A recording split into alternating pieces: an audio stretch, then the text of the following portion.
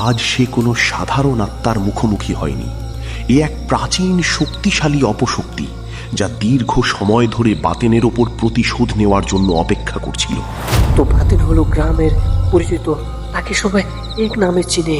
সে কোনো সাধারণ মানুষ নয়, আর পেশাটাই হলো কবিরাজগিরি করা। জিন, ভূত, তারপর অশুভ যত আত্মাগুলো আছে সেগুলো তাড়ায়, আর সেটাই হলো কাজ। সেই বাতেন কবিরাজের সাথে কি হলো, চলুন সেই ঘটনাটাই আমরা শুনবো। বেশি কথা বাড়াবো না। তো গাইজ, যারা যারা সত্য ঘটনা জানুন তারা অবশ্যই আমার কমেন্ট বক্সে কমেন্ট করবেন। সেই গল্পটি সুন্দর করে সাজিয়ে লিখে দিবেন। সেই গল্পটি নিয়ে তো পরবর্তী ভিডিও বানাবো। তো বেশি কথা বাড়াই না, চলুন।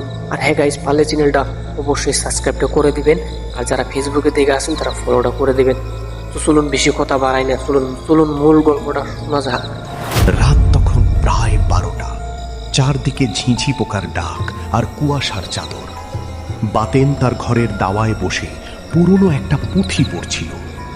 ঠিক তখনই সদর দরজায় সজোরে করাঘাত। বাইরে থেকে চিৎকার ভেসে এলো, বাতেন ভাই, সর্বনাশ হয়ে গেছে, বাঁচান আমাদের। মূল ঘটনা। দরজা খুলতেই বাতেন দেখল গ্রামের যুবক সোলেমান থরথর করে কাঁপছে। তার চোখগুলো ভয়ে কোটর থেকে বেরিয়ে আসার উপক্রম। সোলেমান জানালো, শ্মশান সংলগ্ন পুরনো বটগাছের নিচে তার ভাই অজ্ঞান হয়ে পড়ে আছে, আর তার শরীর থেকে অদ্ভুত নীল ধোঁয়া বেরোচ্ছে। বাতেন দেরি না করে তার মন্ত্রপুত ঝোলাটা নিয়ে বেরিয়ে পড়ল। শ্মশানে পৌঁছাতেই এক হিমশীতল হাওয়া বাতেনকে স্বাগত জানালো। বটগাছের নিচে সোলেমানের ভাই শুয়ে আছে, কিন্তু তার কণ্ঠস্বর একদম পাল্টে গেছে। সে এক বিকট অট্টহাসি দিয়ে বলে উঠল, বাতেন, অনেক খেলেছিস আমাদের নিয়ে, আজ তোর শেষ রাত, তোকে আজ কেউ বাঁচাতে পারবে। বাতেন বুঝল, আজ সে কোনো সাধারণ আত্মার মুখোমুখি হয়নি। এ এক প্রাচীন শক্তিশালী অপশক্তি, যা দীর্ঘ সময় ধরে বাতেনের ওপর প্রতিশোধ নেওয়ার জন্য অপেক্ষা করছিল। বাতেন বিচলিত না হয়ে তার পুঁথি বের করে উচ্চ স্বরে মন্ত্র পড়া শুরু করল। চারপাশের গাছপালা মড়মড় শব্দে ভাঙতে শুরু করলো। বাতাসের গতি বেড়ে গিয়ে চারপাশ লণ্ডভণ্ড হয়ে যাচ্ছিল। বাতেনের কপাল বেয়ে ঘাম ঝরছে। সে বুঝতে পারছিল তার আত্মিক শক্তি ধীরে ধীরে কমে আসছে।